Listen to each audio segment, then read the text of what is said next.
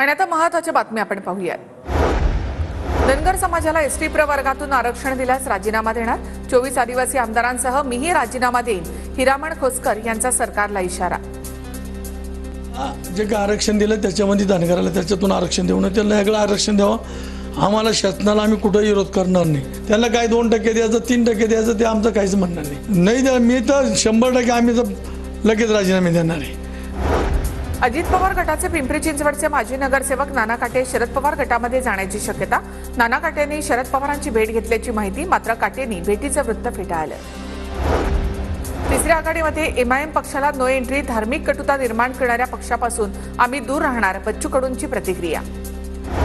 निफाडमध्ये रॅलीच्या दरम्यान बच्चू कडूंचे जंगी स्वागत। विधानसभेत किती जागा लढणार ते अद्याप सांगता येणार नाही, मात्र बॉल कुणीही टाकला तरी आम्ही षटकार लगावणार, बच्चू कडूंचं वक्तव्य। लोकांना कामाची किंमत नाही याचा लोकसभेवेळी अनुभव आला। न सांगता काम केल्यास लोकांना किंमत राहत नाही, अजित पवारांनी बारामतीकरांसमोर बोलून दाखवली खंत। 2019 मध्ये पैसे घेऊन उमेदवारी देण्याचा घाट होता। पैसे घेऊन दुसऱ्याला उमेदवारी देण्याचा प्रयत्न, शिंदे गटाचे आमदार रमेश बोरनारे यांचा उद्धव ठाकरेंवर गंभीर आरोप। खडसे सोयीचं राजकारण करतात, सीडी म्हणत तुतारी सोबत आली, योग्य वेळ आल्यावर आम्ही दाखवू असं म्हणत होते। रुपाली चाकणकरांचा रोहिणी खडसेंवर निशाणा। महाराष्ट्रामधल्या पहिल्या सेमीकंडक्टर प्रकल्पाचं नवी मुंबईमध्ये उद्घाटन। मुख्यमंत्री शिंदे, फडणवीस आणि अजित पवार यांच्या उपस्थितीमध्ये उद्घाटन। शास्त्रज्ञ अनिल काकोडकर तसंच सचिन तेंडुलकर यांचीही उपस्थिती।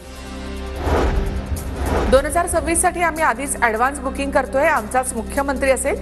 2026 ला सेमीकंडक्टरची पहिली चिप काढायला आम्हालाच बोलवा, फडणवीसांची टोलेबाजी।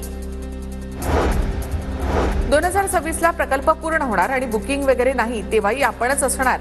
सेमीकंडक्टरच्या कार्यक्रमात फडणवीसांनंतर शिंदेंचीही टोलेबाजी। जसं देवेंद्रजी म्हणाले तसं 2026 ला बिलकुल बुकिंग वगैरे नाही, पण आपणच असणार आहोत। त्यामुळे काय शेवटी पॉझिटिव्ह आणि प्रॅक्टिकल निर्णय घेणारं सरकार पाहिजे।